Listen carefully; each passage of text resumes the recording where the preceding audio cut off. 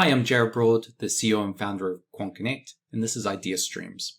Idea Streams is a weekly video series where we look into the current market trends and then use those to build a strategy in QuantConnect. This week, we're going to be looking into the global markets and seeing if we can find uncorrelated economies and pull them in to build a portfolio for a better risk-reward ratio. So thank you to Malcolm for suggesting this idea. This is an article from the South China Morning Post that's saying that the top assets in the Chinese market and the S&P are the most correlated that they've ever been, using a 120-day correlation. So this is quite interesting, and it makes sense in this global economy. A lot of the economies move in sync because one person producing is another person's consumer, and so it makes sense that they would move and fall together, especially when there's such a big movement like this. Probably the best way for us to explore this would be starting from one of the research to production posts that QuantConnect's published. We've done about 10 different notebooks that we call research to production, and these are fundamentals of quantitative analysis, and we lay them out and provide examples for how to do those fundamentals. So one of them that we looked into was uncorrelated assets. Please feel free to come to the community and just search for research to production, and you can see the full series. But for now, this one is taking a pool of assets, doing in this case, they're actually doing a course universe selection, and then using that to sort of find the uncorrelated assets and build a portfolio. Now, for our case, we don't really want to get a general uncorrelated portfolio. We kind of want to look at the Chinese economy and the US economy and, almost cherry pick some that we know have been dramatically affected by this, just as an exploration to see how this might work. And if we come down here, you can clone one of the examples. You'll get something like this. So this is the notebook that we just cloned from the research to production. And we can just explore it a little bit. It's a framework notebook. It's doing some universe selection here. And it's doing this correlation analysis when the securities change. So one of the cool things about research to production is that we really tried to focus the projects so that the code was transportable between the research notebooks and the algorithm that you build. So hopefully we wanted to encourage code reuse so that you can write the code once and use the function in multiple places. In this case, it's using this get uncorrelated assets. And so you can see here we just use get uncorrelated assets. And then in the notebook, it's all centered around the quant book. And the quant book has a bunch of helper properties in it that you can use. And so when you copy and paste the code across, you can do this little shortcut where you go QB equals self. And so that'll just redirect any code that you've got with QB to point to the algorithm base class. Because both the quant book and the algorithms both rely on this QC algorithm foundation. So all of the methods that you're used to when you learn in the algorithm lab, like getting history and getting an indicator, those are all available on the quant book as well. In this case, it just goes through, it gets the active securities, does a correlation analysis, and then emits the insights. So you can see here we've got the same correlation analysis function, except I've gone and I've changed the tickers that we're looking at. So we want to check the correlation of the S&P, and I've actually just gone and cherry-picked SPY, the FXI, which is the large Chinese ETF. I looked at Italy and just chose a bunch of countries that were strongly affected by the virus, and including just the broader VGK here is a broad European ETF, and then finally gold and bonds. So I didn't do any sort of sensitivity or performance analysis on any of this. It was literally just looking at the world economy and picking ETFs based on the world and where the coronavirus has gone and adding those to the quant book. So I didn't change anything from the other notebook here. I just increased it to do a 3-year analysis. We've got the same returns calculation. And it got down to here, and rather than just selecting a range of uncorrelated assets, I wanted to find assets correlations to the S&P. So I flipped that around a little bit. So instead of just saying, give me the most uncorrelated set, I wanted to assume that the S&P 500 was a pin in the portfolio and complement that with a range of assets around it. Here we've got the returns array, and then we want to try and create this rolling array of correlations. What I wanted to start with was trying to repeat this chart. And you can see here this very characteristic spike in March, April, and flatline. And so to repeat that, we would need to have the same 120-day correlation and then see if we could use that as a starting point and then build on other assets. So to start, I actually had this here, and I put a comment like that. And so it was literally just doing the SPY in the Chinese ETF and then trying to literally repeat this curve.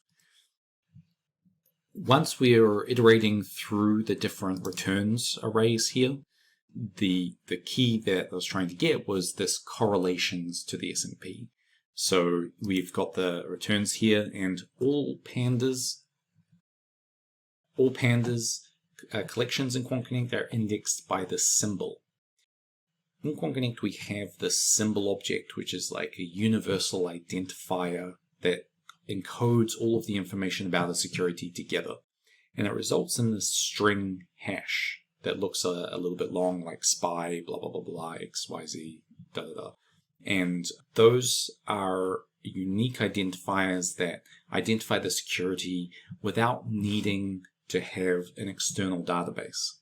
So you can think of this as a way where all the information about the security, its start date, the original ticker that it was created with, the details about that uniquely identify it are all contained in that symbol hash. So it can be a touch confusing at first, but for now we're using the symbol hash here for SPY, and you can get the SPY returns and then get the fraction of the array here with the second parenthesis. So we are getting from I to I minus rolling. So this means that we want 120 days, but we want a 120-day window in the returns array. So we can use this to sort of extract that window. And now we've got the SPY returns, we needed to go get the rolling returns for all the other tickers. And so I put this here. We've got the returns for all of the different assets in the tickers list that we have. And then we're going to get the same window for each of those and then perform this correlation of the SPY returns to that asset. This took way too long to record on video, and it exposed a few things that we're actively working on in QuantConnect. So we're going to keep building and improving those things. So for example, we have the index of the history by the symbol object, and there was a little bit of back and forth between the SPY string hash and then the symbol object itself as the index. So that was a little bit painful, but hopefully in the next week or 2 weeks, we're going to release updates which make this much smoother. The team's working very hard on that right now. Once we've built this correlation array, then we just throw it into this correlation history to get this window of how those assets were correlated for that 120-day window. Then, just for the sake of easy plotting, I throw it into a data frame and set the index to time and plot. It was pretty cool. Firstly, you can see here the purple line is 1. So that's the correlation of SPY to SPY, which is great. I always say that you should do a sanity check, and making sure that SPY correlates perfectly with itself is a great sanity check. So you can see here the different ETFs that we've got. We've got the SPY with a perfect 1 correlation. The broader European ETF here comes in with VGK. And then FXI is the Chinese market ETF here. And gold and bonds and all the rest of them here coming all the way down. So we can see bonds are actually fairly uncorrelated with that rolling curve, and gold has this kind of nice mix around 0. It's kind of uncorrelated, but not completely inversely correlated. So that's interesting. One thing to note is we're looking to repeat this chart, so we have this kind of nice curve and then a spike up in the last couple of months, and we can see that roughly here. So we've got this nice smooth curve and then a spike up in the last couple of months, and the orange one here is the Chinese market ETF, so that's kind of what we were seeing on that other block. So it's interesting. We definitely have a strategy where there might be something to pulling in some of these uncorrelated assets. And to explore that, we can sort of start pulling this into an algorithm. To do that, I wanted to be able to generate these correlations and then pick the one which was the most uncorrelated so that we could have a combination of SPY and this uncorrelated asset. So to do that, we would need the latest uncorrelated one. And I didn't, this research to production was using this uncorrelated assets ranking function. Feel free to play with this and do your own ranking functions. But for my experimentation, I just wanted the one that was the most uncorrelated. And so I focused on getting that. And to do that, I wanted to pull in whatever the latest correlation answer was. So once we have that latest correlation answer, then we could come down here and explore the different columns of that latest, and you can see them here, and then pick out the asset which was the most uncorrelated. So there's probably a much more Python-friendly way to do this. This is probably my C# showing through, so please feel free to share with me in the comments a better way to do that. But for now, you can see here we've got a little bit of code, and then we can pull out that the bond in this case was the most uncorrelated asset with this latest data point. And you can kind of see that here. We've got the red line for the bond, and then it's down to about, minus 0.5, and that's about what we see here, minus 0.47. So cool. And then just for fun, I wanted to contrast that to what the ranking function would pull out, and the ranking function was selecting gold. There's some experimentation there that we can do with the different ways that we choose these uncorrelated assets as well. So to pull this in, it started by taking the SPY and having a scheduled event, and then every so often recalibrating. So in order to do a scheduled event, you need to have an asset that you're pinning it to. And in this case, I wanted to pin it to SPY and then do a rebalance on intraday data and do it just 5 minutes after market open, and then triggering this rebalance function. And then for the actual universe, we're going to pull in all of those same assets we were looking at earlier. So these ones here, and then create those symbol objects and pass it in to this manual universe. To do the same thing that we were looking at last week, to completely disable any automatic or inside expiry portfolio rebalancing, I'm going to disable these here and set the portfolio construction model just to be an equal weight portfolio construction, so that if there's an active insight for SPY, have some of the portfolio in SPY, and if there's an active insight for your uncorrelated asset, you're going to have about half the portfolio allocated to that as well. So that just keeps that very simple for us. And then we immediately execute with a market order. In this rebalance function, this gives us a lot of flexibility to sort of do the identical stuff that we were doing in research, but we can do it in the algorithm pretext. And in this case, we're doing it every day after market open. So here we've got the same history call. It's literally the same history call, and we're pulling them in. And the one thing I changed there was that instead of doing a 3-year analysis, which was based on the need to create a rolling window, we wanted to generate the charts. If we're doing this as a sort of spot rebalance, we only really need one rolling window of the correlations. So in this case, I've just selected 122 days so that we've got a couple of buffer days above the 120 correlation analysis that we were doing earlier. And then we can do the same returns, unstacking, and percent change, and then do identical copy-paste text from the research environment, which is always really nice. And it just works flawlessly. And then the latest here is, as we were using before, to pull out the latest result. And then finally, my very C# way here of getting the minimum correlation analysis and saving that asset.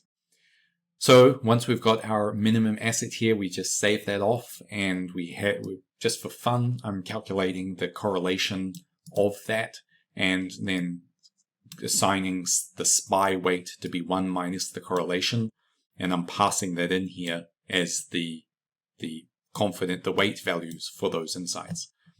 So of course we're using an equal weighting portfolio construction model, so this won't actually be respected. But it's interesting because we have some information here, and using just an educated guess, we can set something and have it pass through as additional information. And then it's kind of up to the portfolio construction model how that's acted on. And it doesn't always have to be acted on. It could just be information that we have and it gets ignored. And maybe we can come back and experiment with that later to see how the different correlation weights impact the performance of the overall portfolio. Then we emit. So if we run that back test and then see how it's gone. In this case, I'm just doing a couple of years here since January, and it started out with a bang, 98% sure that it's doing really well. Interesting here, you can see that we're starting to get some signals from other assets. So we've got the vast majority of S&P 500, which makes sense, and then the vast majority of bonds, which makes sense, because in our research we saw here that bonds are the vast majority of the signals, but then we get a few touch points here where gold's going to be winning, and it looks like it's even showing through here with EWI. So there's a couple of tiny little signals that came through for the other assets as well.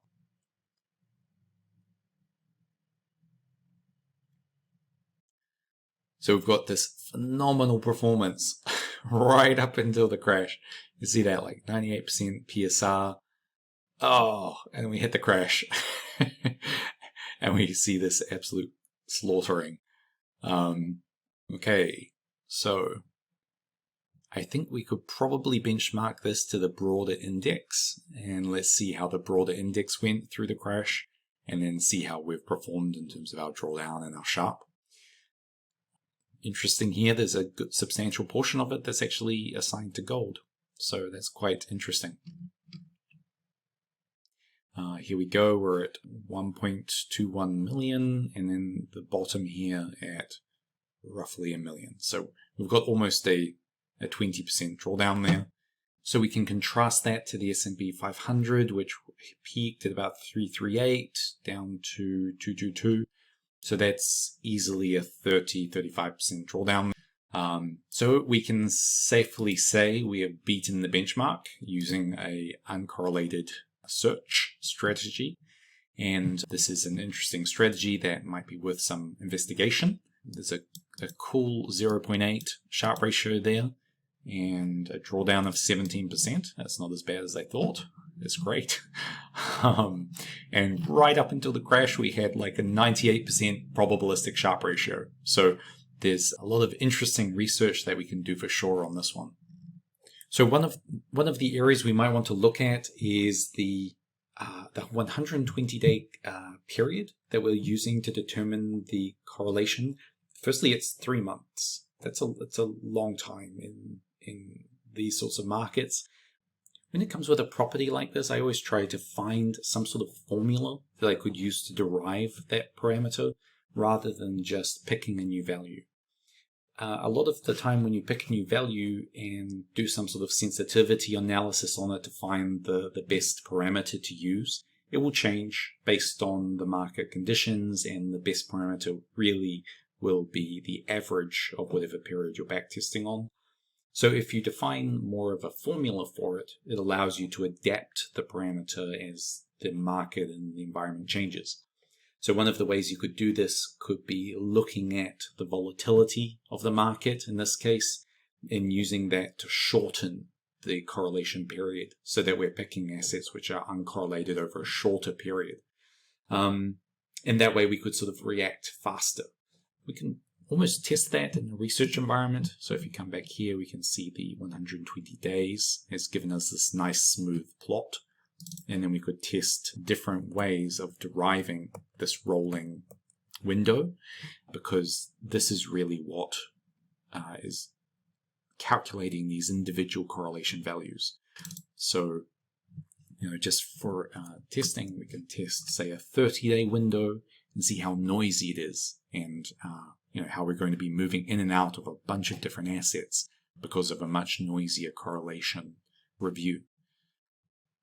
So we explored a lot of really fun things there. We built a research notebook where we're exploring the different correlations of global markets and seeing if we can build a trading strategy on that.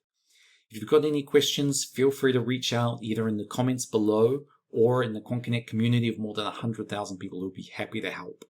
If you've got ideas for next week's episode, please let me know in the comments. And if you've got an idea in general that you'd like to see explored, check out Alpha Streams. It's a marketplace where funds from all over the world can come and license your idea. Well, I'll see you next week. Until then, happy coding.